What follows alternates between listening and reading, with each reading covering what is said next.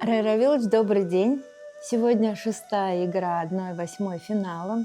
Вы, наверное, заметили, что с ребятами приезжают наставники, и они с удовольствием готовят уже не одно поколение тархановцев. Что бы это значило, на ваш взгляд? Вы знаете, вот я тоже на это обратил внимание. Есть даже те наставники, которые 5-й год подряд приезжают. Это же здорово. Это показывает, насколько мои дорогие коллеги, учителя на местах проводят вот эту очень большую работу. Она же просветительская работа.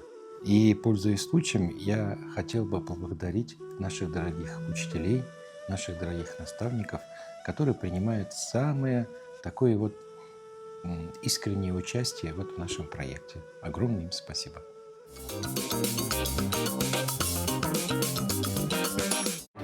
Добрый день, дорогие мои телезрители, добрый день, дорогие друзья, любители, знатоки истории. 6-я игра 1/8 финала историко-культурного конкурса «Тархан», который организован Министерством культуры Республики Татарстан совместно с Институтом международных отношений, истории и востоковедения Казанского федерального университета. А сейчас я приглашаю участников 6-й игры. Встречайте, Илюзар Кашапов, Сабинский район, Наиля Гарипова, город Альметьевск, Рамазан Шигапов, город Альметьевск, Айгуль Хайреддинова, Сабинский район, Диляра Сайфина, город Казань. Здравствуйте, дорогие ребята. Балалар, нихалляригыз бар.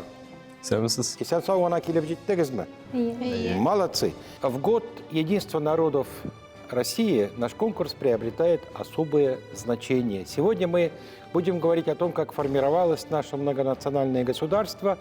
Но и при этом еще раз напомню, что главным призом нашего конкурса является то, что лучшие из лучших станут студентами лучшего университета нашей страны, Казанского федерального университета, Института международных отношений, истории и востоковедения, по двум очень актуальным сегодня направлениям подготовки.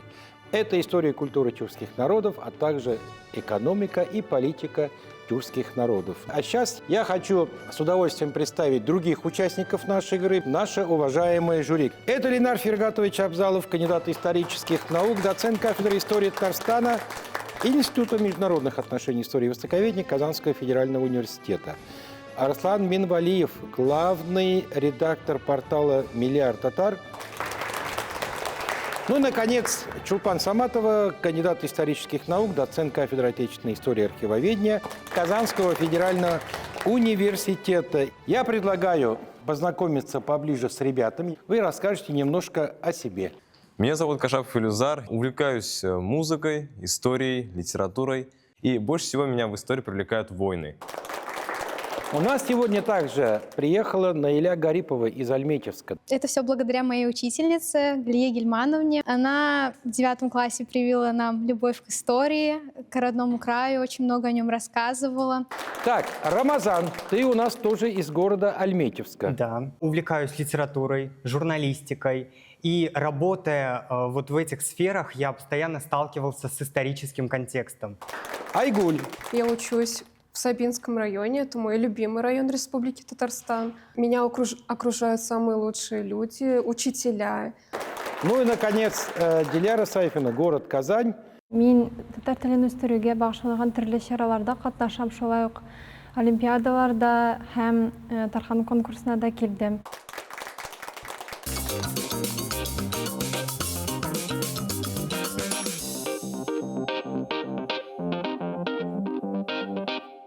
Тема 1/8 финала. Казанский край во второй половине 16-го, начала 20 века. Первая викторина, электронная викторина.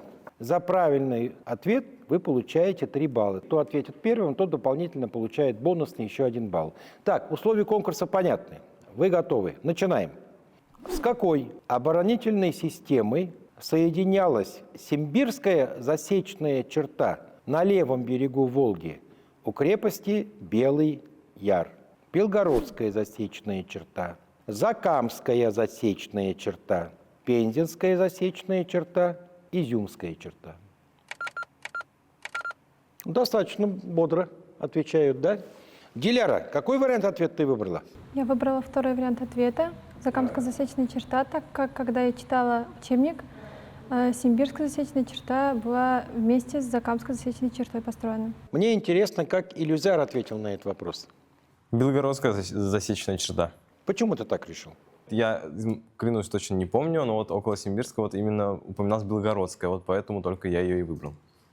Так, ну, здесь Диляра была права. Симбирская засечная черта, она соединялась вот на левом берегу Волги. Вспомните, где у нас находится Белгород, да, и где у нас Волга находится. То есть здесь определенная подсказка в вопросе все-таки была. Итак, да, правильный ответ – это Закамская засечная черта. Правильно у нас отвечает Наиля, Айгуль и Диляра. Диляра ответила первой, получает дополнительный балл. Внимание, вопрос. В каком году учреждается Казанская епархия? Вариант ответов: в 1552, в 1555, в 1556, 1558.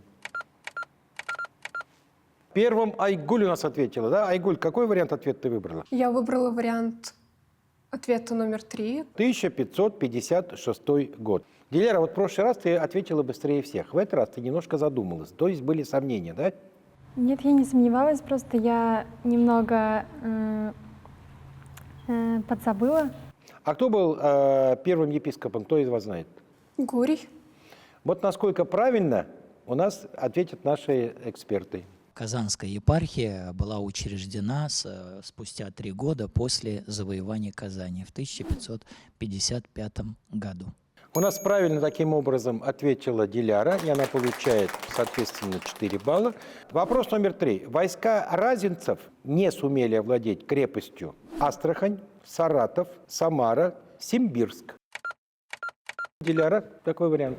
Я считаю, что это город Симбирск. В это время уже были захвачены города Астрахань, Саратов и Самара, а во время захвата Симбирска пришли войска правительства и прервали его. Ответ принимается.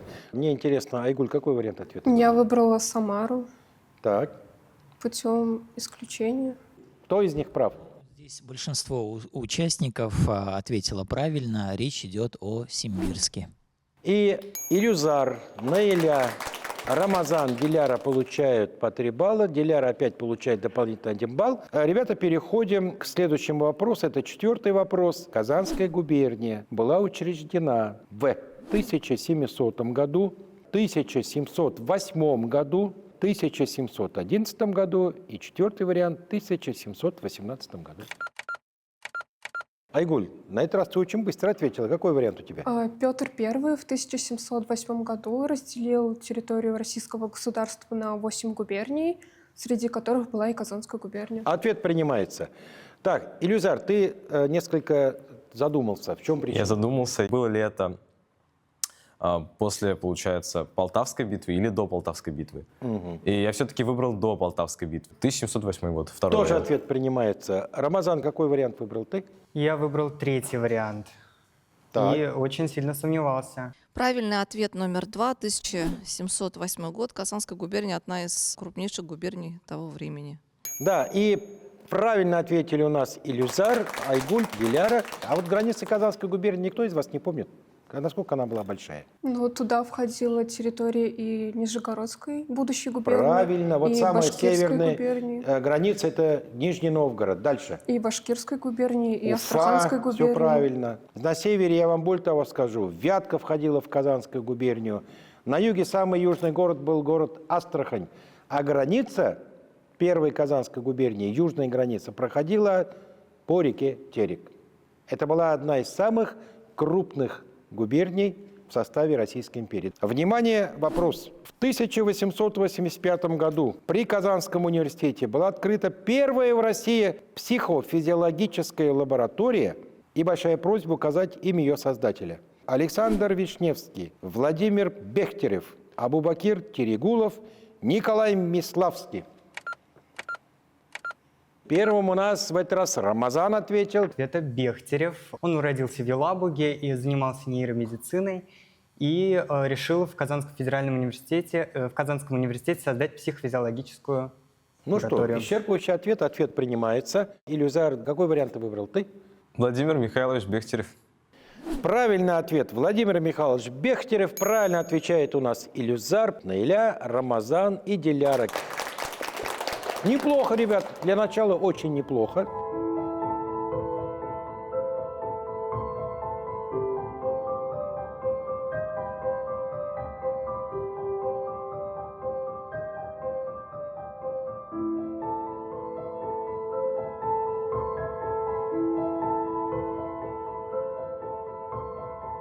Итак, Диляра набирает по итогам первого тура 18 баллов, Наиля и Илюзар получает по 9 баллов, Айгуль и Рамазан по 7 баллов.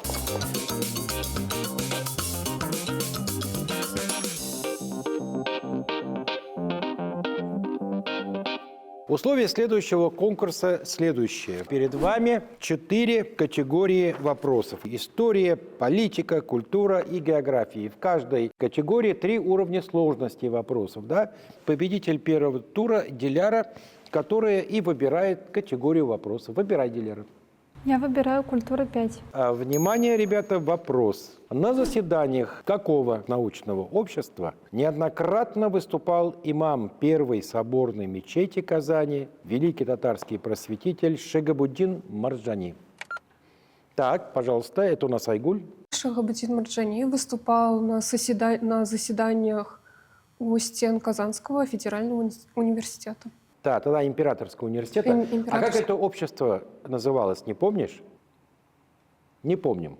Ну, мы, наверное, напомним тогда ребятам, что это общество археологии, истории и этнографии. Одним из инициаторов открытия общества были Радлов, в частности, с которым сотрудничал на определенном этапе жизни Шигабуддин Марджани. Был Загоскин. В 70-х годах общество было открыто, насколько я помню. Айгуль получает 5 баллов. И, Айгуль, тебе переходит право выбора категории. Я выбираю историю за 7. В годы правления какого монарха был построен Казанский пороховой завод?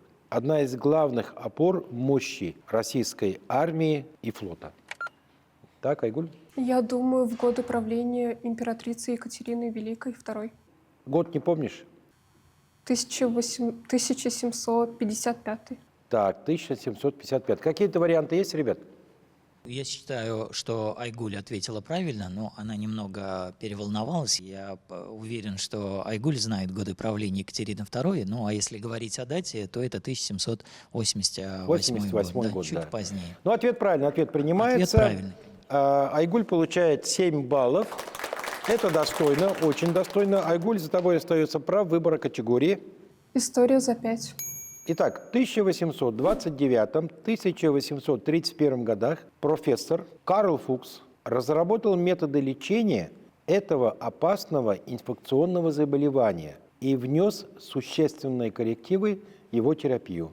О какой болезни идет речь? Возможно, речь идет о ВИЧе, болезни. ВИЧ прозвучал ответ. Какие еще варианты, ребята, есть? ТИФ. ТИФ. Я вам даже подскажу, ребята, знаменитый бунт был в столице Российской империи в 1831 году. Я считаю, что это чума. Конечно, речь идет о кишечной инфекции. Ну, это холера, попросту холере, говоря, да. И Карл Фукс внес свой вклад в борьбу с этим заболеванием. Ну, ребята, ответ жюри не принимает, но Айгуль, за тобой остается право выбора. Политика за 7. В боях за какой город во время заграничного похода русской армии отличились воины первого Казанского ополчения? Затрудняемся, я вижу. За город Париж. Париж, наверное, не первый все-таки город, да? Какие еще варианты есть, ребят? Ну вот вы это не знали, сейчас вы все узнаете. И нам об этом скажет Ильдар Фергач. Здесь речь идет о Дрездене. Об этом писала газета «Казанские ведомости». Вот, с вашего позволения, зачитаю. Казанцы, отмечалось в газете, были выдвинуты на передние позиции и сумели в непрерывных боях проявить огромную стойкость и мужество.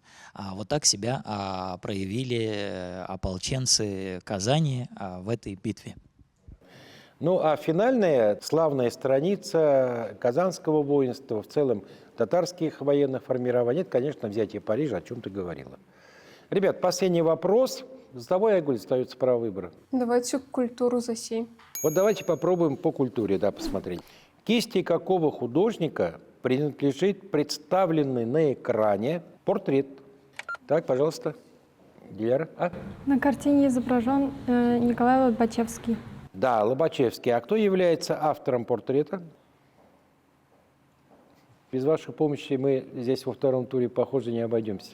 Что касается художника, то кисти художника Крюкова. Он работал в университете, обучал студентов рисованию и в том числе вместе с востоковедами сделал зарисовки археологических памятников булгарских, да. Вы будете засчитывать ей правильность ответа? Ну, я думаю, можно засчитать 5 баллов. Так, члены жюри, все согласны? Это 7-бальный вопрос. Хорошо. Ответ был. То есть Диляра получает 5 баллов. Это решение жюри. Я вот сам смотрел на вопросы, и для меня, ну, как человека, увлекающим историей, тоже они были непростые, и прям вот вы молодцы. То есть, как бы, я понимаю, вы волнуетесь, и надо вспоминать все это. Но мне очень было приятно и интересно смотреть. Так, ну что, подводим наши промежуточные итоги.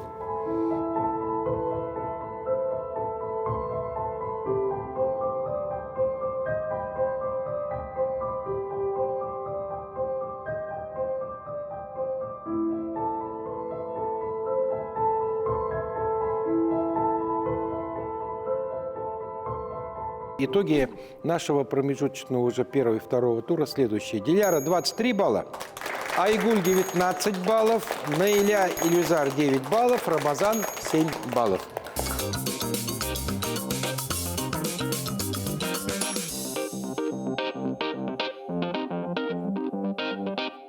Ребята, мы переходим к завершающему конкурсу, который позволит ребятам, которые отстали, догнать, ну а те, которые вырвались вперед, упрочить свое положение. Мы с вами находимся в здании...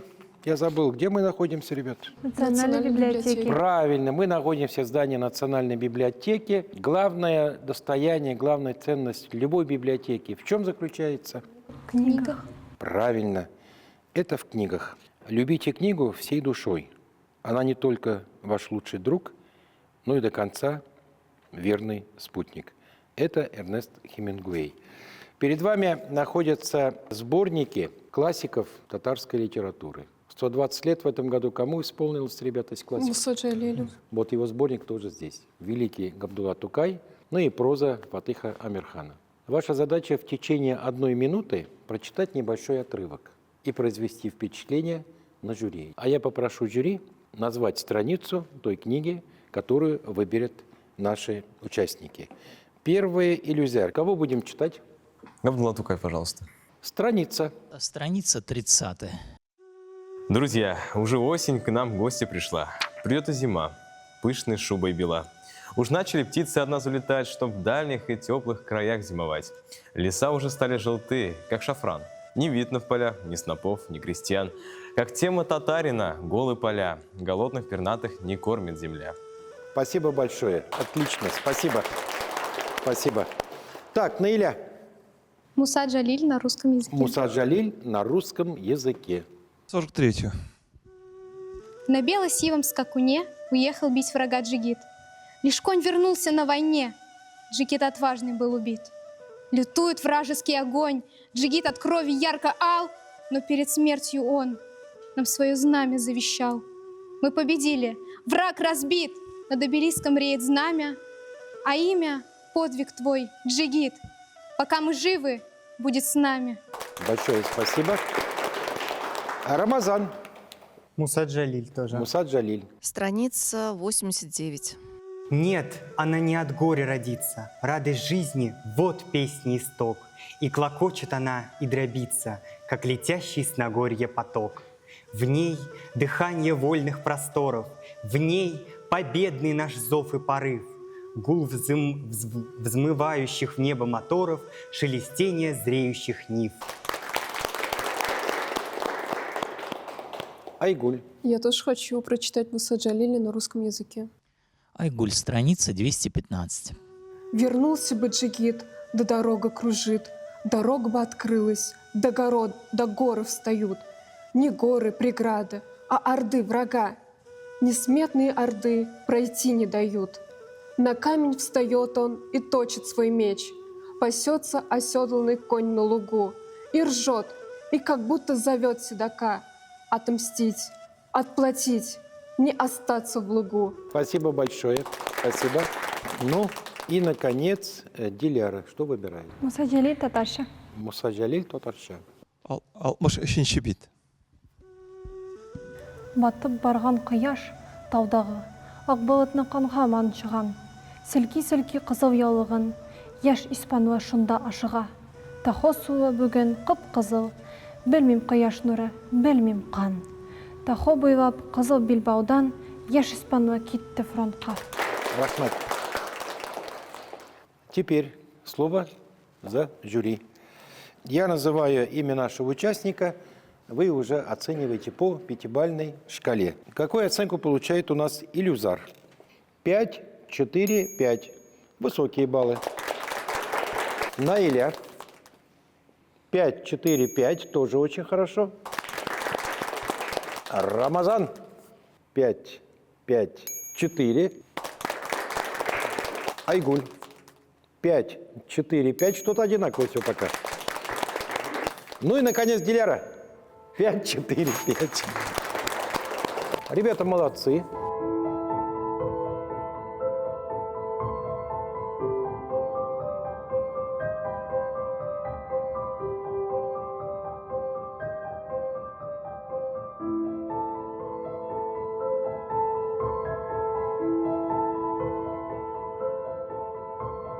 У нас компьютер немножко завис, потому что у нас Наиля и Илюзар набрали одинаковое количество баллов, по 23. Я поэтому предлагаю провести для них отдельный небольшой конкурс, и, соответственно, таким образом, тот, кто наберет больший балл, тот и пройдет в следующий круг. Извините, могу сказать, я бы хотел, конечно, отдать победу все-таки Наиле, потому что я думаю, что в этом году, к сожалению, я в промахе. Илюзар, конечно, это очень мужской поступок, да? Этим только можно восхищаться. Так, ну что, Рамазан, Илюзар, мы вам очень благодарны за участие в нашей передаче. Вы молодцы. Вы получаете подарки, предоставленные Министерством культуры нашей республики. Подарки также получает Наиля, Айгуль и Диляра. Наиля набирает 23 балла, Айгуль 33 балла, Диляра набирает 37 баллов. И также вы получаете наш символический такой подарок. Это пальза, деревянная пальза. Это знак того, что вы проходите следующий тур, 1/4 нашего финала. Большое всем спасибо. Я хочу также поблагодарить наших дорогих телезрителей, которые были с нами сегодня. На следующей неделе тоже будет очень интересно. Не пропустите. До свидания.